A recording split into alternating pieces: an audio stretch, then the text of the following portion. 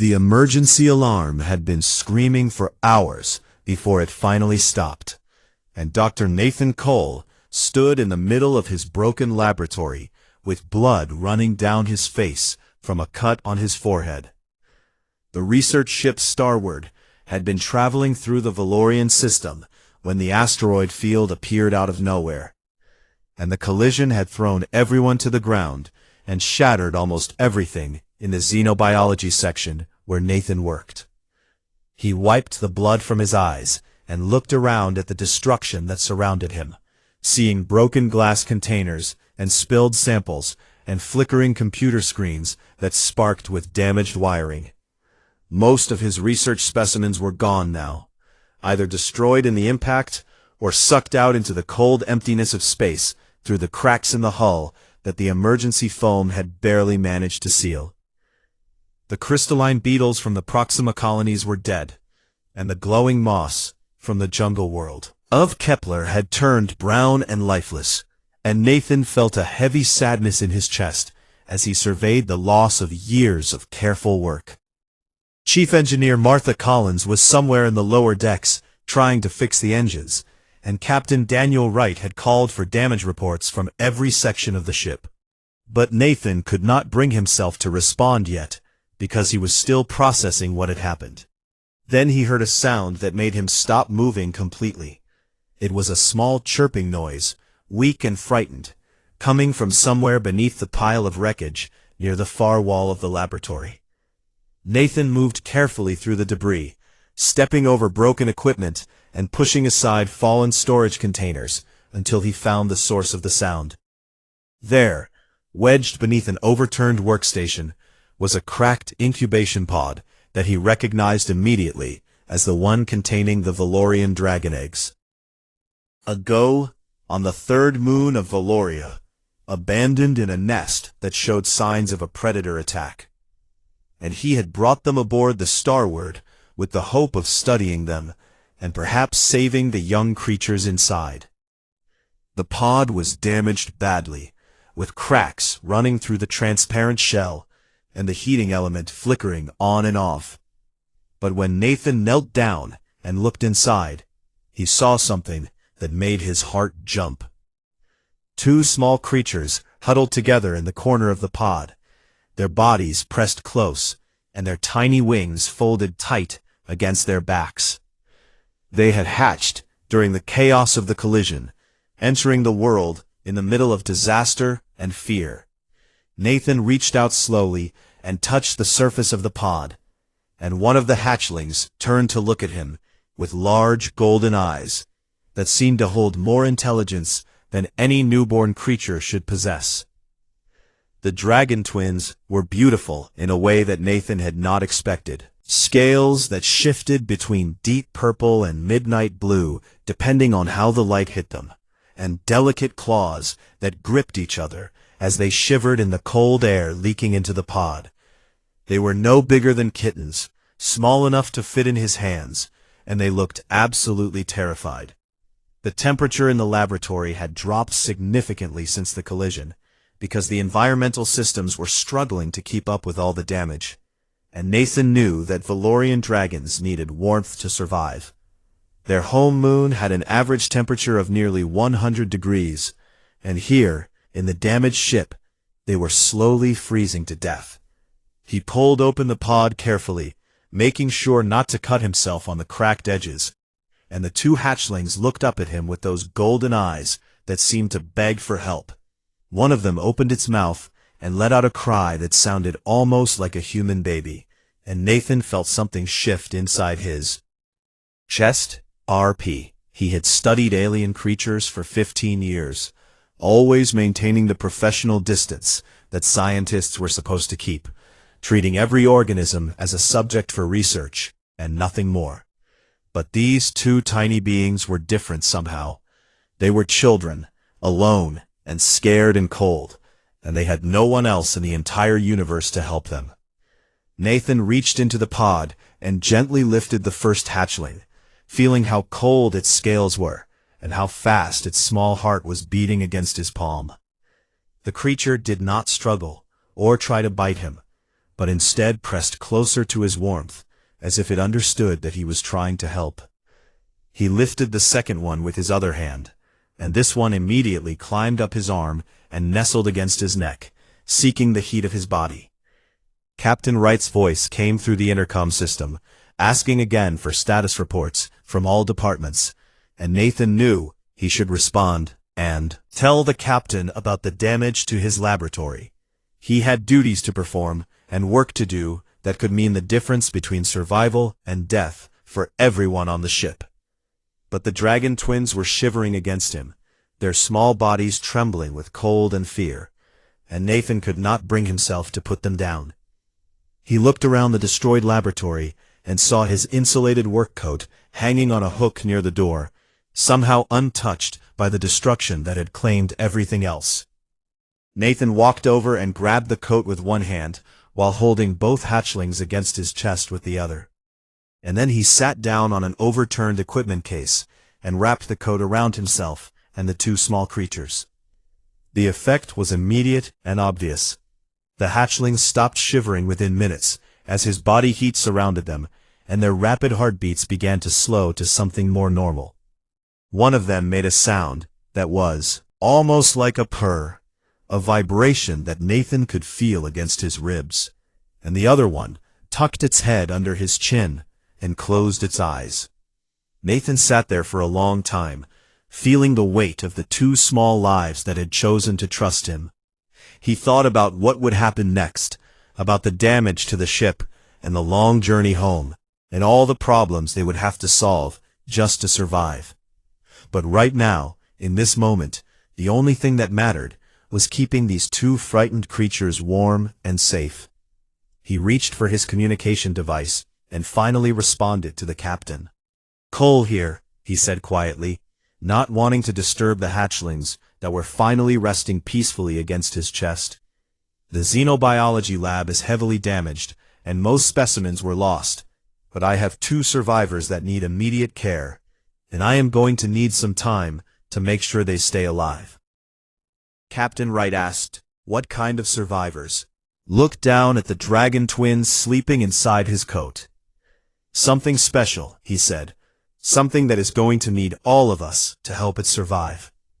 He did not know yet how true those words would become, or how these two small creatures would change everything for him and for the entire crew of the Starward. But as he sat there in the wreckage of his laboratory, with two alien hatchlings wrapped in his coat, Nathan Cole made a silent promise that he would not let them down. Whatever it took, whatever he had to do, he would keep them safe. That was the moment everything changed, though he did not realize it yet. 3 days had passed since the collision, and the Starward was still drifting through space, while Chief Engineer Martha Collins worked around the clock to repair the damaged engines. The ship was cold now, colder than it should have been, because the environmental systems were using most of their power just to keep the air breathable and the crew alive. Nathan had not left his quarters much during those 3 days, except to help with the repairs when his engineering knowledge was needed. The dragon twins had not left his side at all. He had started calling them by names now, because it felt wrong to think of them as specimens or subjects when they followed him everywhere and slept curled against his body every night. The smaller one, with a thin white stripe running down its back from head to tail, he called Ember, because of the way its scales seemed to glow with a faint inner light when it was happy and warm. The larger one, more cautious and watchful than its sibling, he named Dusk because of the deep twilight color of its wings that reminded him of the last moments before nightfall. Nathan had made a carrying harness for them out of emergency blankets and cargo straps, and the twins rode against his chest wherever he went, their small heads poking out to observe everything with those intelligent golden eyes. They were curious about everything on the ship, watching the blinking lights of the computer consoles and sniffing at the recycled air, and chirping softly whenever they saw something new and interesting. The crew had noticed them, of course, and word spread quickly through the small ship about the dragon babies that Dr. Cole was raising. At first, people just stared from a distance, unsure what to make of the strange creatures that had survived the accident that killed so many of their research specimens. But Ember and Dusk were not content to be observed from afar. The collision. A young crew member named Danny Brooks approached Nathan in the mess hall, where he was eating a small meal of rationed protein bars. Danny was barely 20 years old, one of the youngest members of the crew, and Nathan had noticed that the young man had been struggling since the accident. There was fear in his eyes that never seemed to go away, and his hands shook sometimes when he thought no one was watching. "Dr. Cole," Danny said hesitantly, standing a few feet away and staring at the twins in their harness. "Can I ask you something about the dragons?" Nathan nodded and gestured for Danny to sit down across from him. "Are they dangerous?" Danny asked. "I mean, they are going to get bigger eventually, right?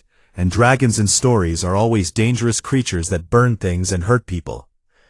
Nathan looked down at Ember and Dusk, who were watching Danny with curious expressions on their small faces. "We'll get," Nathan admitted. "We have never studied adult Valorian dragons, because they are very rare and very hard to find. But I can tell you that these two have shown no signs of aggression toward anyone." Danny seemed to consider this for a moment, still staring at the hatchlings. "Can I touch them?" he finally asked, his voice barely above a whisper. Nathan smiled and nodded. "Hold out your hand and let them come to you. Do not grab at them or make sudden movements." Danny extended his hand slowly, and for a long moment, nothing happened. Then Ember chirped and stretched forward in the harness, sniffing at Danny's fingers before pressing her small head against his palm. The transformation in Danny's face was something Nathan would never forget. The fear and tension that had lived in the young man's eyes for days suddenly melted away, replaced by wonder and something that looked almost like joy. "She is so warm," Danny said softly, stroking Ember's scales with gentle fingers. "I thought reptiles were supposed to be cold, but she feels like she has a little fire burning inside her." "They can regulate their body temperature," Nathan explained. "When they want to be warm, they can actually run hotter than humans. And I think they use this ability to survive the cold nights on their home moon." Dusk watched this interaction carefully, as he always did, hanging back and observing before deciding whether the new person was trustworthy. But then something happened that surprised Nathan completely. Dusk climbed out of the harness and walked slowly across the table toward Danny, moving with careful deliberation until he was standing directly in front of the young crew member. Danny held his breath, not sure what to do, and Dusk simply looked up at him with those golden eyes for a long moment. Then the hatchling spread his wings slightly and let out a soft crooning sound, almost like a song, before pressing himself against Danny's chest. Danny's eyes filled with tears that he quickly tried to blink away. "I think he knows," the young man said quietly. "I think he knows that I have been scared, and he is trying to help me feel better." Nathan felt his throat tighten as he watched the scene before him. He had studied alien creatures for his entire career, but he had never seen anything quite like this. These were not just animals following instincts, or seeking food, or warmth. These were intelligent beings who could sense the emotions of the people around them, and who chose to offer comfort when they saw someone in pain. Word spread even faster after that day. Crew members started finding reasons to visit Nathan's workstation, or to eat their meals in the mess hall when he was there. They brought small gifts for the dragons, things they had found or made, and the twins accepted everything with gracious chirps and added each item to them. Growing nest in Nathan's quarters. Captain Wright came to see them on the 7th day after the collision. He stood in the doorway of Nathan's quarters with his arms crossed, watching Ember and Dusk play a game of chase around the small room, while Nathan worked on a data analysis that might help Martha with the engine repairs. "The Xenobiology Board is going to have questions about this," the captain said, though his voice was not as stern as his words suggested. "The Xenobiology Board is not here," Nathan replied, without looking up from his work. and these two are, and they are surviving, because we are taking care of them." Captain Wright was quiet for a moment, then sighed and uncrossed his arms. "The crew loves them," he admitted. "I have seen people smiling for the first time since the accident, because those little creatures made them feel better, and I am not sure I have the heart to take that away from anyone right now." Dusk stopped playing and walked over to the captain, looking up at him with a tilted head as if asking a question. Captain Wright looked down at the hatchling, and despite himself, a small smile appeared on his weathered face. "Fine," he said. "They can stay, but they are your responsibility, Cole, and if they cause any problems, I am holding you accountable." Nathan finally looked up from his work and smiled at the captain. "Understood, sir," he said. "I do not think you will have any problems, though, because I am starting to believe these two understand a lot more than we give them credit for." The captain just shook his head and walked away, but Nathan saw him glance back at Dusk one more time before disappearing around the corner. The twins had found their place on the Starward, and they had found their place in the hearts of everyone aboard. The distress signal came on the 12th day after the collision, cutting through the silence of the bridge like a knife and bringing everyone to immediate attention. Another ship was in trouble somewhere nearby, a colonial transport called the New Dawn that had been carrying over 400 civilians to a settlement on one of the outer planets. Their engines had failed in the same asteroid field that had damaged the Starward, and their life support systems were dying slowly. Captain Wright did not hesitate for even a second before ordering the Starward to change course and intercept the distressed vessel. "We barely have enough power to keep ourselves alive," Martha Collins said during the emergency meeting in the conference room, her face tired and worried. "If we divert to help them, we might not make it home ourselves." "Then we help them anyway," Captain Wright replied firmly. "We did not become explorers so we could ignore people who need us. We'll not leave 400 souls to die in the darkness when we have a chance to save them." Nathan sat in the corner of the meeting room with Ember and Dusk in their harness, listening to the discussion and feeling his heart beat faster as the reality of the situation became clear. This was going to be dangerous, more dangerous than anything they had faced since the original collision. The New Dawn was losing atmosphere and heat, and its passengers were running out of time. "I need medical and scientific personnel on the boarding team," Captain Wright said, looking around the table. "Cole, I want you over there helping to triage the wounded and coordinate the evacuation." Nathan nodded, but his first thought was of the twins pressed against his chest. He could not take them onto a dying ship full of smoke and chaos and danger, but he had never been separated from them for more than a few minutes since the day they hatched. Ember seemed to sense his worry and chirped softly, pressing her warm body closer to his heart. Danny Brooks spoke up from across the table, his voice stronger and steadier than it had been in weeks. "I will watch them, Dr. Cole," the young man said. "Ember and Dusk know me, and they trust me, and I promise I will keep them safe while you are gone." Nathan looked at Danny and saw the change that had come over the young crew member in the days since his first encounter with the dragons. The fear was still there, buried somewhere deep inside, but it no longer controlled him the way it had before. Danny had found courage through his connection with the twins, and now he was offering to use that courage to help. "Thank you, Danny," Nathan said quietly. "I know they will be in good hands." The boarding operation began 6 hours later, when the Starward finally matched velocity with the dying New Dawn.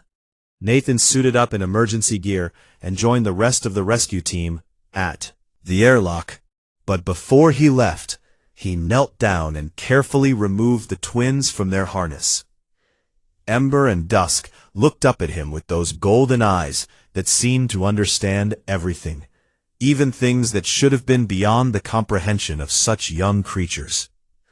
"I will come back," Nathan told them softly, running his fingers over their smooth scales one last time.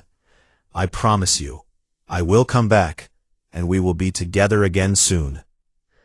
Ember chirped and nuzzled against his hand, and Dusk simply stared at him with an expression that seemed far too knowing and far too sad for a baby dragon. Then Nathan handed them to Danny and turned away before he could change his mind. The new dawn was chaos. Smoke filled the corridors from electrical fires that had been burning for hours, and the temperature had dropped so low that frost was forming on the walls in some sections. Nathan worked alongside Dr. Karen Miller from the medical team, moving through the ship and triaging the wounded passengers who were everywhere, lying on the floor of corridors and huddled in storage rooms and crowded into any space that still had breathable air.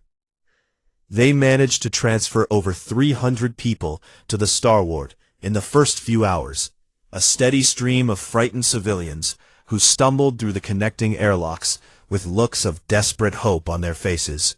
But the new dawn was dying faster than they had expected, and Captain Wright finally gave the order to fall back when the reactor began showing signs of imminent failure.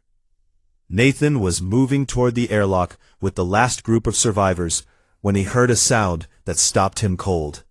A child was crying somewhere ahead, deeper in the ship where no one should have been. "Cole, we have to go now," Dr. Miller shouted over the roar of failing systems and groaning metal. "The reactor is going critical, and we have minutes at most. There is someone still in there," Nathan shouted back, already moving toward the sound. "A child. I can hear a child crying." He did not wait for permission or approval, just ran through the smoke and darkness toward the source of the sound with his heart pounding in his chest. He found her in a small storage closet near the back of the ship, a little girl maybe 5 or 6 years old, with brown hair and frightened brown eyes, clutching a stuffed rabbit and sobbing so hard she could barely breathe. "Hey there," Nathan said gently, kneeling down in front of her. "My name is Nathan, and I am going to get you out of here, okay? Can you tell me your name?" "Lucy," the little girl whispered between sobs. "My name is Lucy, and I cannot find my mommy and daddy." Nathan felt his heart break at those words, but he did not have time to think about what they might mean. "Lucy, I need you to hold on to me very tight," he said, reaching out and lifting her into his arms. "Now. And I need you to close your eyes and not let go. Can you do that for me?" Lucy nodded and wrapped her small arms around his neck, burying her face against his shoulder. Nathan ran. He ran through smoke and falling debris and corridors that were collapsing around him, holding Lucy against his chest with both arms and praying that he would find the airlock before it was too late. They made it with seconds to spare. The connecting tube sealed behind them just as the New Dawn's reactor finally failed, and the explosion lit up the void of space like a new sun being born. Nathan stood in the crowded corridor of the Starward, surrounded by survivors and crew members, still holding Lucy in his arms as the little girl cried against his shoulder. Then he felt something bump against his leg. He looked down and saw Ember and Dusk, who had somehow escaped from Danny's care and made their way through the crowd to find him with relief in their golden eyes. And Nathan felt tears forming in his own eyes as he realized how much he had missed them during the hours they had been apart. But then Ember turned her attention to Lucy, who was still crying and shaking with fear. And the little dragon did something that Nathan had never seen before. She climbed up Nathan's leg and settled on his shoulder, pressing her warm body against Lucy's cheek, and making a soft humming sound that seemed to vibrate through the air. Lucy stopped crying almost immediately, her sobs fading to sniffles, as she turned her head to look at the small creature that was warming her face. "Is that a dragon?" she whispered in wonder. "Yes," Nathan said softly. "Her name is Ember, and she wants to help you feel better." Dusk climbed up to Nathan's other shoulder and spread his wings slightly, creating a warm cocoon around Lucy's head as he joined his sister in comforting the frightened child. Reached out with one small hand and touched Ember's scales, and a tiny smile appeared on her tear-stained face. "She is so warm," Lucy said. "She feels like a hug." Nathan held the little girl and the two dragons close, standing in the middle of the chaos and destruction, with survivors crying around them, and the glow of the explosion still visible through the porthole windows. He did not know yet what had happened to Lucy's parents, or how many people they had failed to save, or what challenges still lay ahead.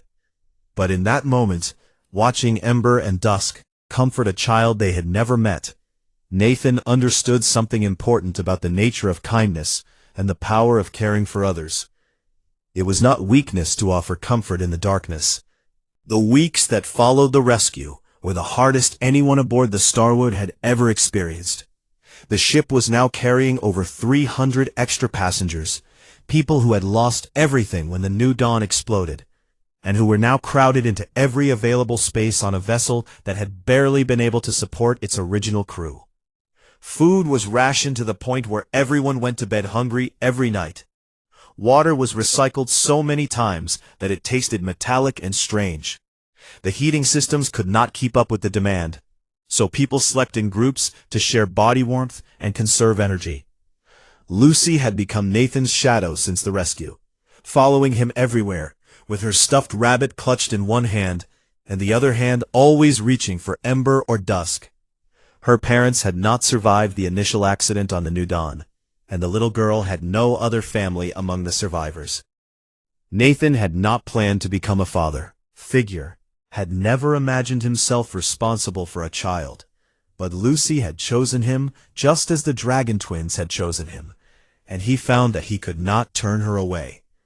They slept together in his small quarters, the four of them curled up on the narrow bed, with Ember and Dusk pressed between Nathan and Lucy to keep them both warm through the long, cold nights. During the day, Nathan worked on repairs and calculations and all the other tasks necessary to keep the Starwood moving toward home, and Lucy sat beside him with the twins, watching everything with curious eyes that were slowly losing the fear and grief that had filled them in the beginning. The dragons grew during those weeks, their bodies getting larger and their wings getting stronger. They were the size of small dogs now, too big for the carrying harness that Nathan had made in the early days, and they walked beside him through the corridors instead of riding against his chest. But they had not lost their desire to comfort and care for the people around them. Ember had a talent for finding people who were sad or scared or lonely. She would wander through the crowded sections of the ship where the survivors from the New Dawn slept on makeshift beds, and she would curl up beside anyone who needed her warmth. Children loved her especially, and there was usually a group of them surrounding her at any given time, petting her scales and giggling when she chirped at them. Dusk was quieter than his sister, more thoughtful and observant, but his gift was perhaps even more powerful.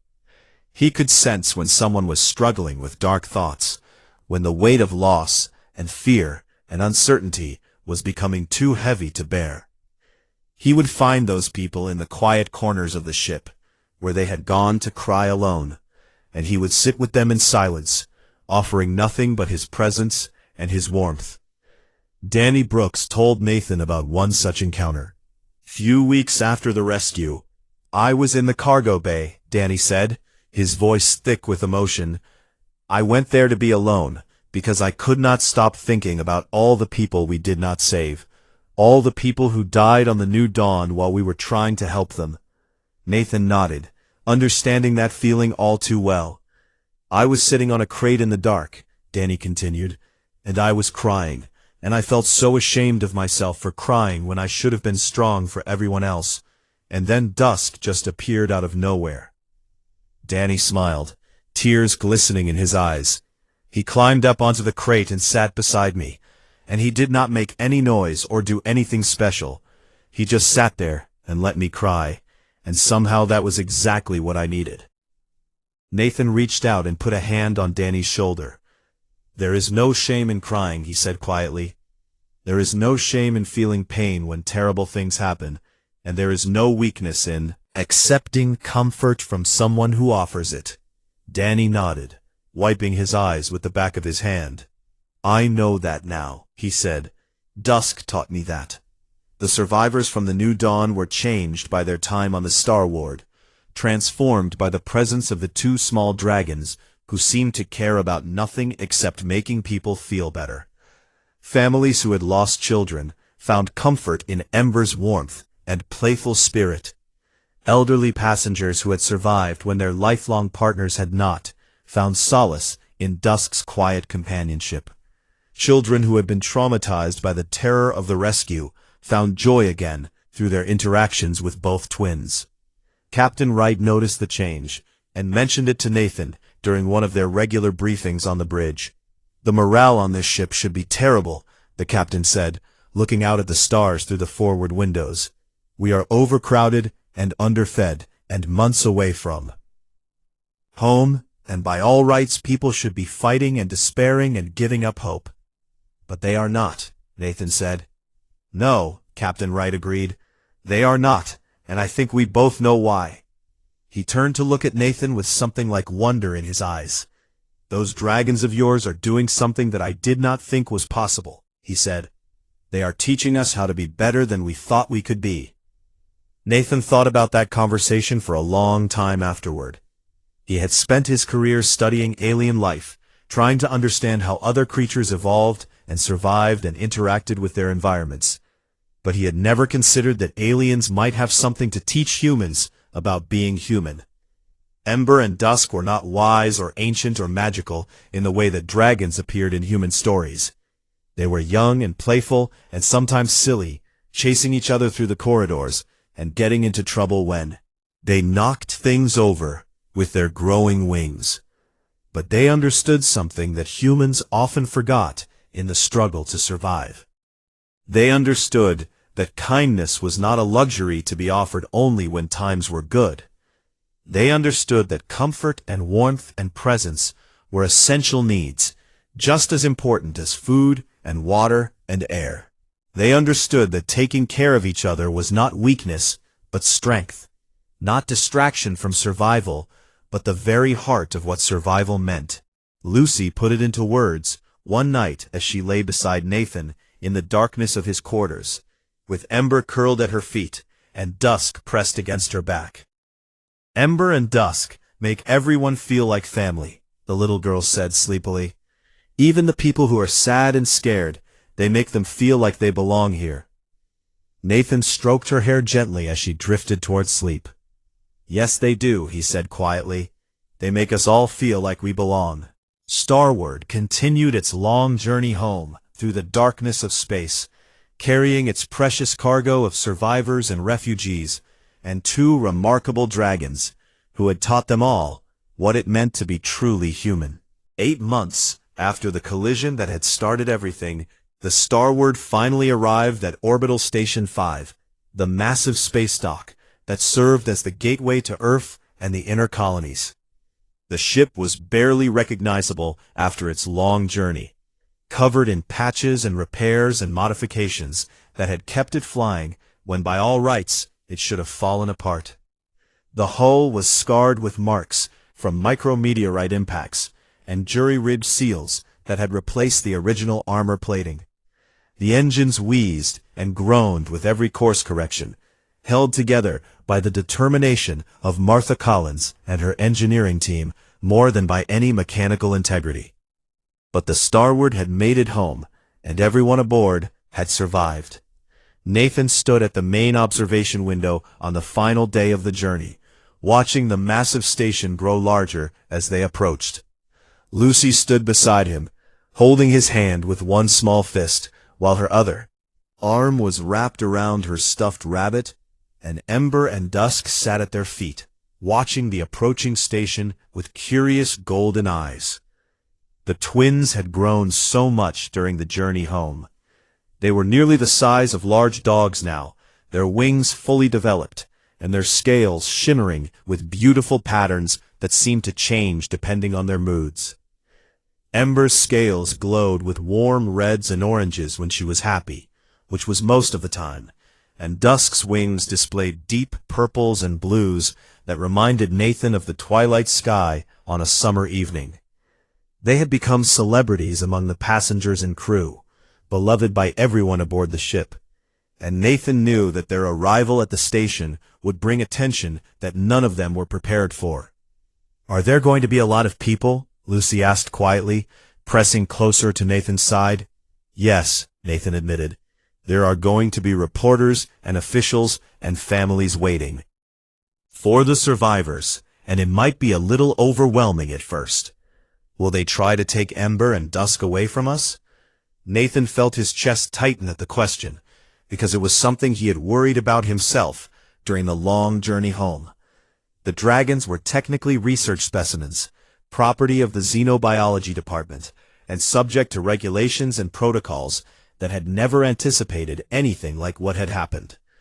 "I do not know what will happen," Nathan said honestly, "but I promise you that I will fight for them, and I will not let anyone take them away without a fight."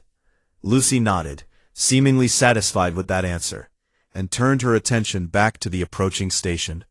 The docking procedures took several hours, and by the time the Starward was finally secure in its berth, a massive crowd had gathered in the receiving area. Nathan could see them through the porthole windows, hundreds of people holding signs and calling out names, and waiting desperately for news of their loved ones. He took a deep breath and looked down at Lucy and the twins. "Are you ready?" he asked. "No," Lucy said with a small smile, "but I do not think we have a choice." Nathan smiled back and squeezed her hand. "Then let us do this together." The airlock opened, and the crew of the Starward began to disembark, followed by the survivors from the New Dawn, who emerged blinking into the bright lights of the station. Families were reunited with tears and embraces that seemed to go on forever. Lost children found parents who had arrived on different rescue ships.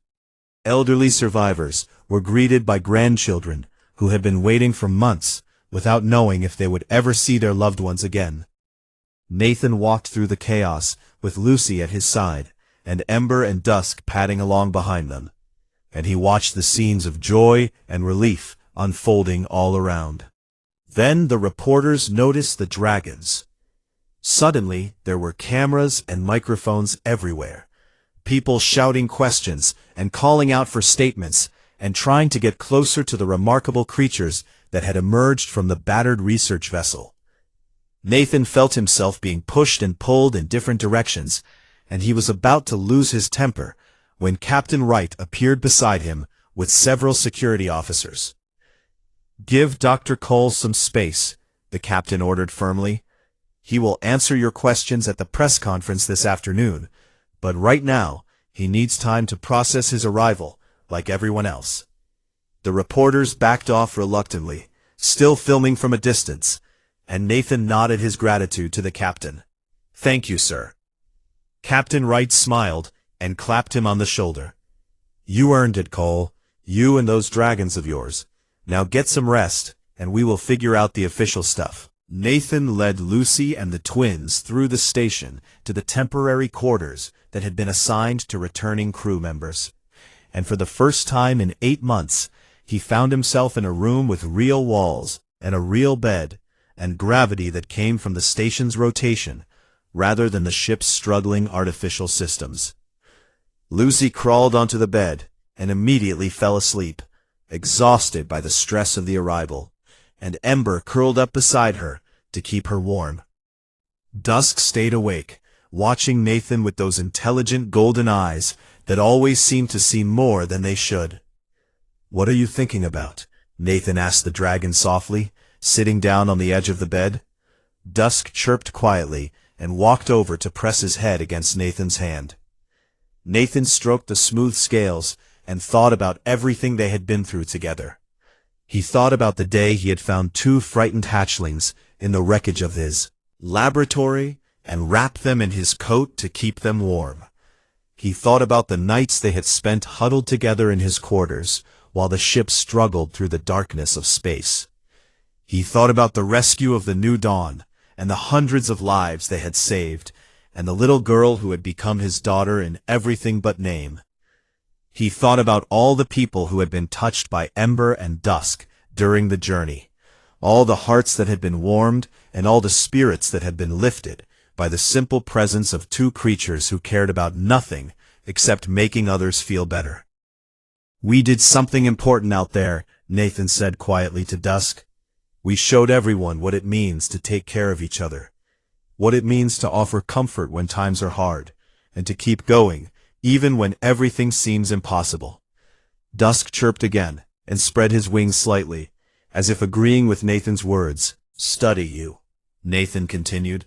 "They are going to have questions and concerns and regulations that we will have to navigate, but I promise you that I will never let them treat you as just specimens or research subjects." He leaned down and pressed his forehead against Dusk's. "You are family now," he whispered. "You and Ember and Lucy, you are my family, and nothing is going to change that."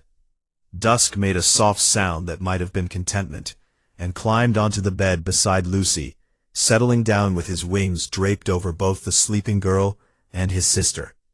Nathan watched them for a long moment, feeling a peace that he had not experienced in months. They had survived. They had made it home. And they had learned something precious during their journey through the darkness between the stars. They had learned that humanity's greatest strength was not technology or intelligence or even courage. It was the capacity to care for others, wrap them in comfort, and keep working, to offer warmth in the coldest places and hope in the darkest moments. The Dragon Twins had taught them that lesson, and Nathan knew that it was a lesson worth remembering. He lay down on the bed beside his family, feeling Ember's warmth on one side, and Lucy's small hand reaching out to grip his sleeve, even in sleep. Tomorrow there would be questions and challenges and a future to figure out. But tonight, they were home, and they were together, and that was enough.